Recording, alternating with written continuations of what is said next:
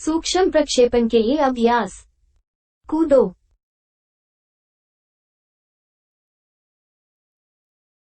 नमस्ते और इस सम्मेलन में आपका स्वागत है, जिसमें हम एस्ट्रल प्रोजेक्शन के बारे में बात करेंगे और जंप तकनीक सीखेंगे। एक काफी प्रभावी तकनीक जो हमें इस अभ्यास को बहुत आसानी से प्राप्त करने की अनुमति देती है।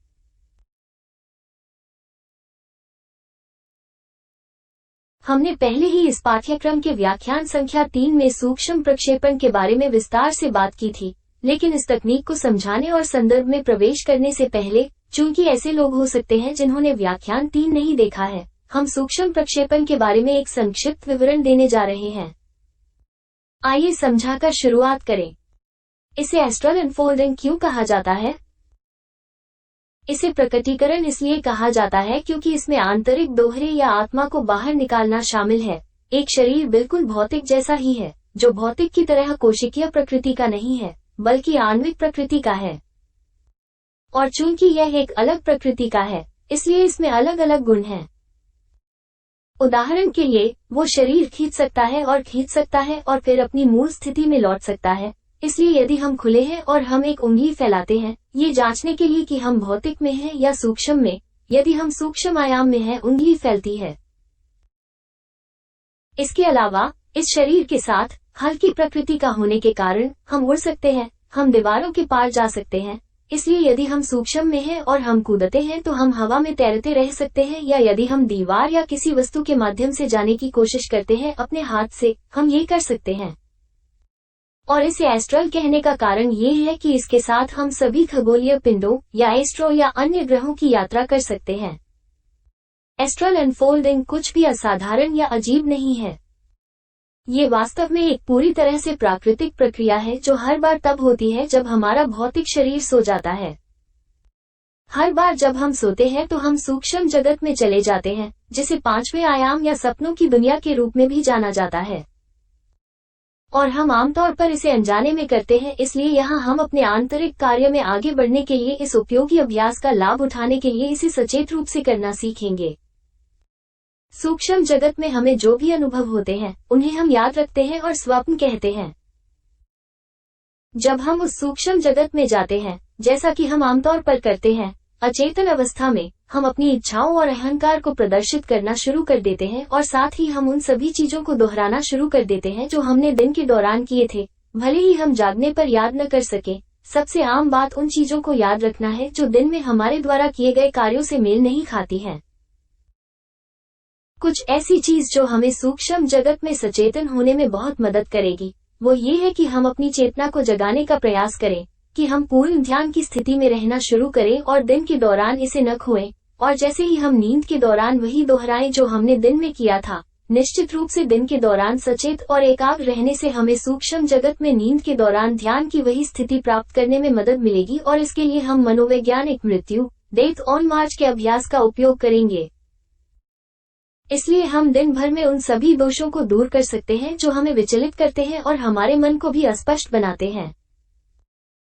और चूंकि हमारी चेतना सोई हुई है, हमें एहसास नहीं है कि हम अपने शरीर से बाहर हैं। हमें एहसास नहीं है कि हम सपना देख रहे हैं, चाहे सपना कितना भी बेतुका क्यों न हो। उदाहरण के लिए, हम किसी को उड़ते हुए देख सकते हैं और वह कॉल नहीं करता है। हमें यह एहसास होता है कि हम एक सपने में हैं, या हम किसी दूसरे देश या किसी अन्य अजीब जगह पर हो सकते हैं या असाधारण चीजें कर सकते हैं।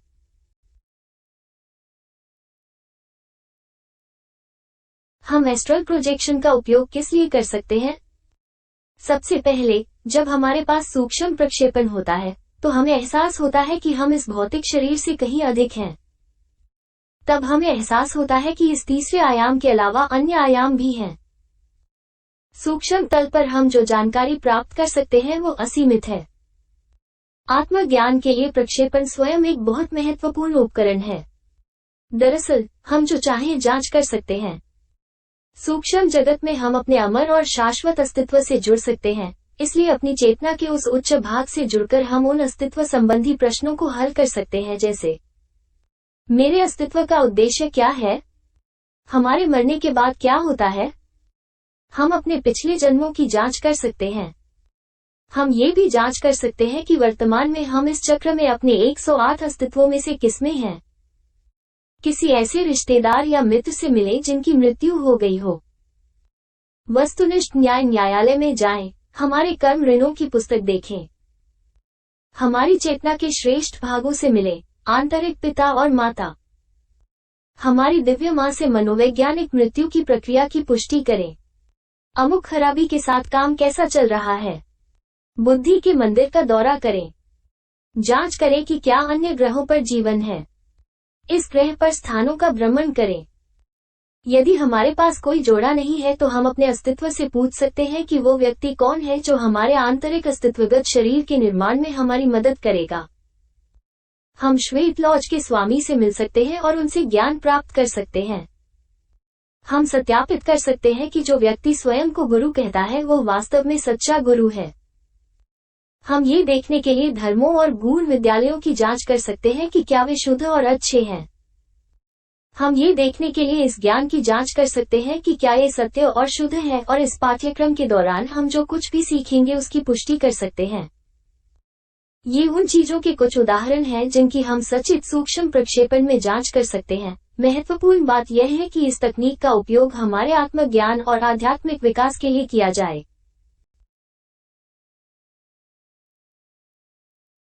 एस्ट्रल अनफोल्डिंग को प्राप्त करने के लिए यह आवश्यक है कि हम प्रतिदिन तैरने की इच्छा के साथ कूदने का अभ्यास करें ताकि यह सत्यापित हो सके कि हम किस आयाम में हैं।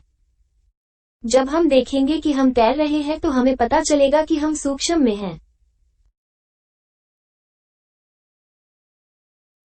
दिन में इसे दोहराते हुए ये सोचना कि हम किस आयाम में हैं हमें जागरूक होने में मदद करता है, क्योंकि रात के दौरान हम दिन में जो करते हैं वही दोहराया जाएगा। ऐसा पत्राचार के नियम के कारण होता है। इसलिए ये बहुत आवश्यक है कि हम दिन के दौरान आत्मनिरीक्षण और एकाग्रता की स्थिति बनाए रखें, आत्मस्मरण बनाए रखें। फिर रात में पत्राचार के नियम के अनुसार हमारे पास वही ध्यान और आत्मस्मरण की स्थिति होगी। तो हम दिन में कब कूद सकते हैं? जब हम उठते हैं, जब हम दिन के दौरान गतिविधियां बदलते हैं। उदाहरण के लिए, हम बाथरूम छोड़ते हैं और कूदते हैं, हम नाश्ता करते हैं और कूदते हैं, हम कपड़े पहनते हैं और कूदते हैं, हम खाना बनाते हैं और कूदते हैं, हम काम से घर आते हैं और हम कूदते हैं, हम स्नान करें, हमने रात्रि भोजन किया वगैरह। जब हम स्वयं को याद करते हैं तो हम भी छलांग लगा सकते हैं। वो क्षण जब चेतना हमें वर्तमान क्षण में बुलाती है। इसके अलावा अगर हम सड़क पर कुछ भी ऐसा देखते हैं जो हमें अजीब लगता है तो हम कूद सकते हैं। इससे हमें सूक्ष्म में भी वैसा ही करने के लिए मजबूर होना पड़ेगा अगर हम कुछ अजीब या असाधारण देखते हैं।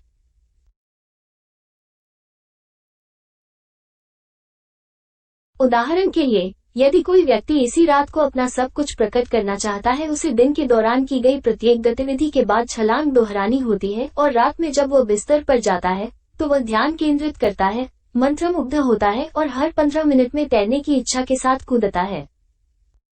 यदि वो तैर नहीं रहा है तो वो फिर से लेट जाता है, अगले 15 मिनट के लिए मंत्रमुग्ध हो जाता है और फिर से उठता है और यह सत्यापित करने के लिए कूदता है कि वो तैर रहा है या नहीं।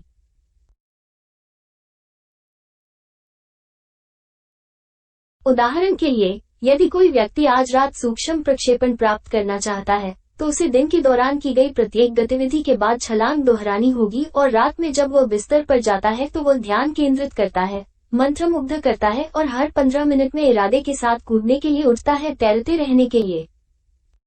यदि यह तैरना नहीं है तो आप वापस लेट जाएं, अगले 15 मिनट तक सम्मोहित रहें और फिर उठकर देखें कि यह तैर रहा है या नहीं।